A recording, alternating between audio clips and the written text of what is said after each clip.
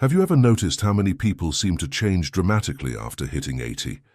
One year they're vibrant and independent, and the next, it's like something quietly shifts. Most of us chalk it up to aging, bad luck, or just how life goes.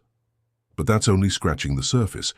In this video, we're uncovering 5 surprising factors that often go unnoticed, yet play a powerful role in how well someone lives beyond 80. These aren't the typical things like eating habits or avoiding cigarettes. We're talking about subtle, hidden reasons that can quietly drain a person's strength and vitality, even if they've done everything right on paper. And the good news? Once you know what they are, you can do something about them. So, if you've ever wondered what really gets in the way of longevity after 80 and how to guard against it while you still have time, stay with me until the end of this video, because these 5 unexpected reasons might just help you change the way you age before it's too late. Now let's get started. Number 1. Loss of micro-social engagement. One of the first and most overlooked reasons many older people don't live long after 80 is the quiet disappearance of what experts call micro-social engagement. These are not your deep friendships or family gatherings, those still matter, of course, but rather the small, seemingly insignificant interactions that used to fill your everyday life without you even noticing. Think about how often you used to say hello to the mailman, share a quick joke with the cashier at the grocery store, or nod to the neighbor walking their dog across the street. Those tiny moments of contact weren't just pleasant. They were regulating your nervous system, reinforcing your sense of belonging, and keeping your brain's social wiring sharp and engaged. But after 80, many older adults stop going to the store themselves. They order things online or ask family to help. They stop chatting with strangers because their hearing isn't what it used to be. Or they stop walking outside simply because the weather's a little too cold or their knees don't feel steady. And when those small social touch points start fading away, so does something else, vitality. What's interesting is that most people don't even realize it's happening. They think they're just simplifying life. But what they're actually doing is removing the low-level social interactions that stimulate brain function, elevate mood, and signal to the body that they are still part of the living, breathing, everyday world. It doesn't have to be complicated. I've known men in their 80s who stayed sharp simply because they walked to the same coffee shop each morning, said hello to the same staff, and nodded to the same 3 people on the corner. That 5-minute stretch of human connection wasn't just routine, it was lifeblood. It gave their day shape, it kept them accountable, it made them feel seen. And there's a biological cost when this disappears. The brain responds to loneliness, both the deep kind and the subtle kind, as a stressor. It changes hormone levels, raises inflammation, and weakens immunity. But most importantly, it begins to shrink the networks in the brain that are responsible for memory, attention, and emotional regulation. In plain terms, it makes you feel older, faster. So if you found yourself not talking as much to people during the day, or if you've simply stopped going out for small errands, stopped initiating casual conversations, or started feeling invisible in your community, it's time to reverse that. Because those moments of connection, even the ones that seem forgettable, are quietly telling your brain and your body, you still matter. You're still part of something. And that message is one of the most powerful medicines for staying alive, not just in years, but in spirit. Number 2, overcautious inactivity. Another silent reason many people don't make it far past 80 is something that on the surface seems like wisdom, being careful. But there's a fine line between being careful and becoming overly cautious. And once that line is crossed, the consequences are rarely immediate, but always cumulative. It often begins with good intentions. Maybe you slipped on the stairs once, or nearly lost your balance on the sidewalk, so you decide to cut back on walking outside. You stop bending to reach low shelves or climbing into the back seat of the car. You sit down more, and you stay sitting longer. People around you applaud your caution. Don't push it, they say, take it easy. And before you realize it, you've created a life that's safe, but still. But here's what no one talks about. When movement stops, so does strength. And not just in your legs or arms, but in your coordination, your balance, your inner stability. Your body isn't like a machine that rests to stay efficient. It's more like a garden that needs tending. And when activity slows to a trickle, things don't just stay the same. They weaken. One of the first places it shows is the core. Most people don't realize how important those deep trunk muscles are for everything. Standing, walking, lifting, even getting out of a chair. If those muscles go unused, even for a few weeks, they shrink. And when they shrink, your balance suffers. You start to wobble, and the cycle deepens. I knew a man named Walter, 82, who stopped going on his evening walks after he slipped once. On a rainy day, no broken bones, just a scare. But that scare was enough. He went from walking a mile every evening to sitting and watching television most nights. Within 6 months, he lost 10 pounds of muscle. His legs felt like jelly. His doctor warned him, but the damage had already started. Walter didn't stop because he was weak. He became weak because he stopped. Now, I'm not suggesting you ignore real risk. There are smart ways to protect yourself, using handrails, wearing stable shoes, clearing walkways, even using a cane if it helps. But there's a difference between managing risk and surrendering to it. When fear dictates your movements, the body starts to forget how to move at all. So if you've noticed you're doing less, not because you physically can't, but because you're afraid of what might happen, pay attention to that. Ask yourself, am I protecting myself, or am I slowly disappearing? Because staying alive after 80 isn't just about not falling, it's about continuing to move. Even if you have to do it more carefully, more slowly, more deliberately. Movement is how the body remembers that it's still needed. It's how your systems stay online, how your brain stays alert, and how your heart keeps pumping with purpose. And if you're still watching this video and finding these insights valuable, please comment number 2 below to let me know you're here. And if you haven't subscribed yet, I recommend you subscribe and turn on the bell so you don't miss any videos. Your support helps us continue creating good content to inform and inspire you. Number 3, disrupted sleep cycles from irregular light exposure. There's a silent clock inside your body that doesn't tick, but it governs almost everything. Your mood, your metabolism, your immune system, even how your brain repairs itself at night. And after age 80, this internal clock, your circadian rhythm, becomes especially sensitive. One of the biggest reasons it goes off track. Not enough light during the day and too much light at night. You might not notice it at first. Maybe you've started sleeping a little more during the day, nodding off in the afternoon sun. Or maybe you've stopped going outside regularly, especially in the colder months. You might turn on the TV in the evening or leave the lights on until late while reading or watching a movie. Each of these changes might seem harmless, but together they quietly confuse the body about when it's supposed to be alert and when it's supposed to rest. The body relies on natural light to stay in rhythm. Bright morning light tells your brain it's time to wake up, to get moving, to send energy where it's needed. And darkness at night signals the release of melatonin, that gentle hormone that prepares you for deep, healing sleep. But when your eyes don't receive enough of that natural daytime light, or when your evenings are filled with artificial brightness, from screens or lamps, your internal signals get scrambled. The result? You might find it harder to fall asleep, or harder to stay asleep. You might wake up feeling groggy, even after 8 hours in bed. You might find your energy lagging throughout the day, or your memory feeling a little fuzzier than usual. And over time, that sleep disruption affects more than just your energy.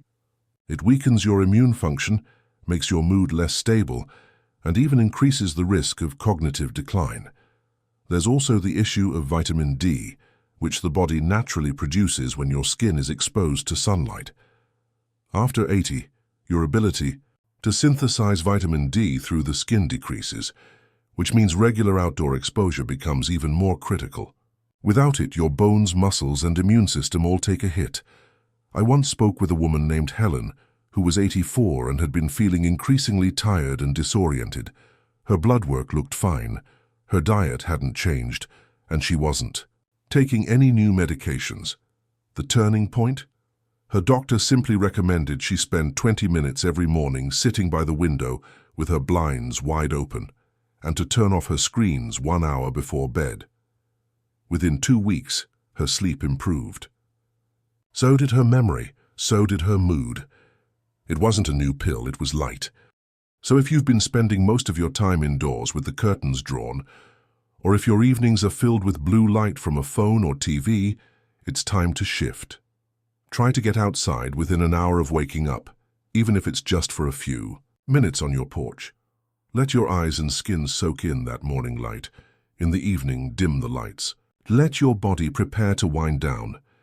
These gentle rhythms are more than comfort, they are survival. Because what many people don't realize is that the body doesn't just get old from wear and tear, it also gets old from disorganization, from systems being out of sync. And restoring your light cues, your sleep schedule, your daily rhythms, that's how you bring that organization back. That's how you tell your body, even at 85 years old, we're still on schedule. We're still in motion. We're still here. Number 4, emotional suppression from loss and isolation. By the time many people reach their 80s, they've carried more loss than most younger folks can imagine. A spouse, a sibling, a lifelong friend, sometimes even a child. And while the outside world may politely offer sympathy, what's rarely acknowledged is just how much those losses accumulate, not just in memory, but in the body. What often happens after 80 isn't just grief, it's emotional suppression. It's the slow, quiet habit of swallowing the pain instead of expressing it, of putting on a brave face because you feel like you should be used to it by now, or because there's no one left who really understands the depth of what you've lost.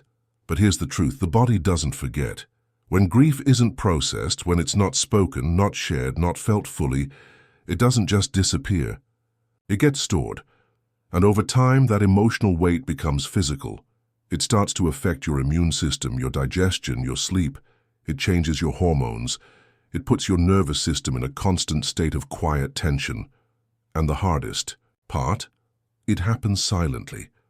On the outside, you might look calm, you might even say you're fine, but if your shoulders have grown a little heavier, if your breathing is a bit shallower, if your spark has dimmed just enough that you no longer feel like yourself, grief might be the reason, even if you haven't spoken about it in years.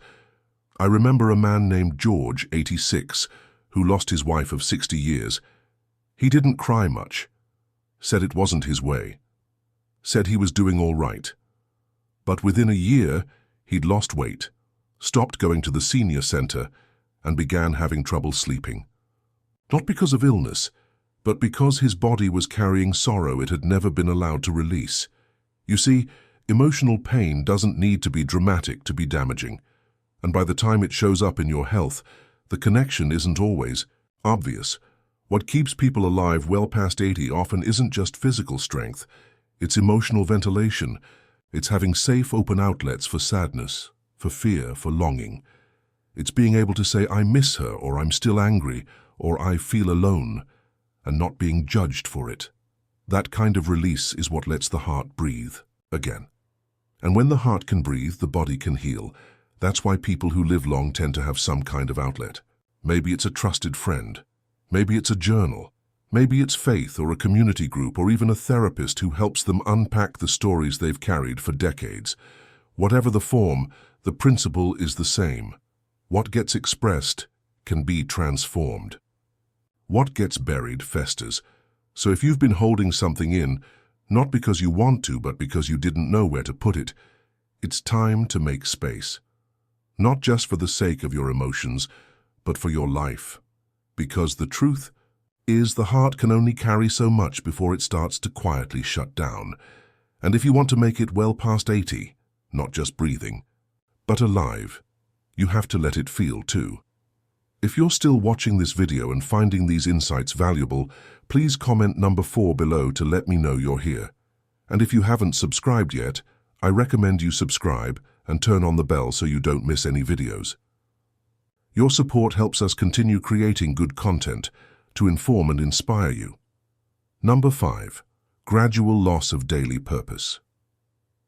One of the most invisible reasons many people don't thrive past 80 is the slow erosion of something we often take for granted until it's gone. Daily purpose. Not life purpose in some grand philosophical way, but the simple kind.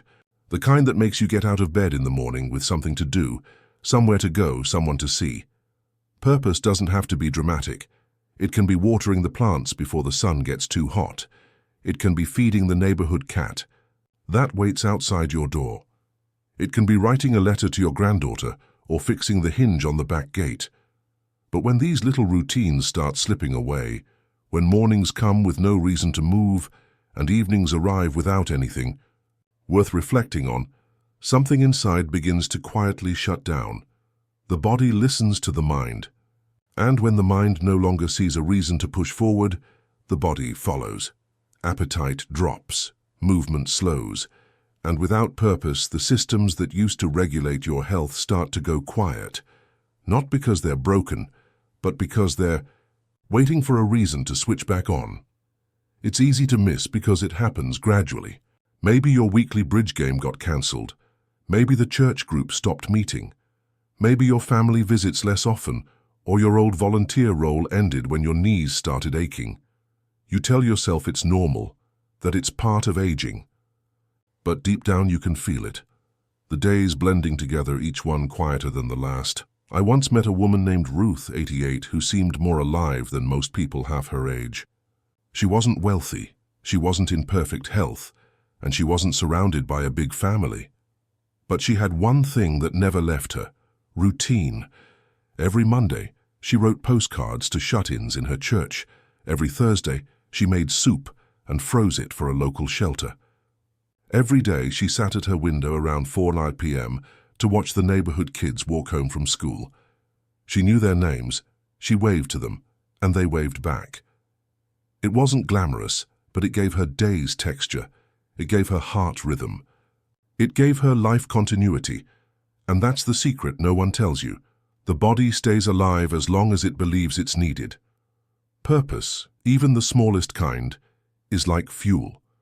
It tells your cells to keep repairing, your organs to keep functioning, your brain to keep learning. When you lose that sense of relevance, when you feel like your presence no longer matters to anyone or anything, the flame starts to dim. That's why people who live beyond 80 with grace and vitality usually have something anchoring their day. It could be a garden, a pet, a journal, a ritual, a phone call, a simple morning prayer. What matters isn't the scale, it's the consistency. It's knowing that when you open your eyes in the morning, there's a reason to rise. So if you've been feeling a little adrift, like your days have lost shape or meaning, don't ignore it. That's not just sadness, it's a signal. Your body is asking for rhythm again, for structure, for connection, for purpose. Because at the end of the day, longevity isn't just about the heart beating, it's about the heart wanting to beat. And that quiet desire to keep going, to stay connected, to still matter. That's what carries people past 80 and into lives that still feel full. Final thoughts. As we come to the end of this video, I want to leave you with a simple but powerful truth.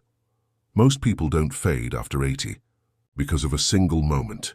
It's not a diagnosis or a fall or a birthday that suddenly turns everything. It's the slow, quiet fading of habits, rhythms, and reasons to stay engaged. And often, those changes are so subtle, so gradual, that you don't realize what's happening until something inside feels dimmer than it used to. But the good news is this: just as these shifts happen slowly, they can also be reversed slowly.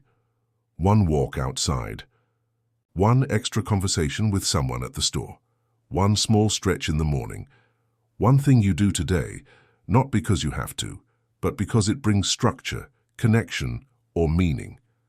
That's how you begin turning things around. So think back to the 5 unexpected reasons we covered. Which one surprised you the most? Which one felt uncomfortably familiar?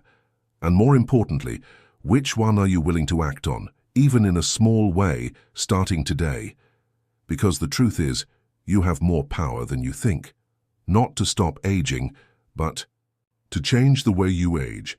And if you're willing to stay awake to the quiet shifts, if you're willing to guard your rhythms, protect your purpose, and let yourself feel what needs to be felt, then there's a good chance you won't just reach 80, you'll live beyond it, fully and deeply on your terms.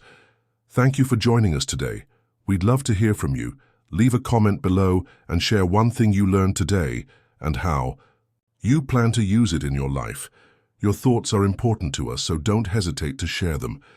Reading your comments gives us great motivation and encouragement. If you enjoyed this video and found it helpful, please like, subscribe, and share. Your support helps us continue creating good content to inform and inspire you. Thanks for watching, and we look forward to seeing you in the next video.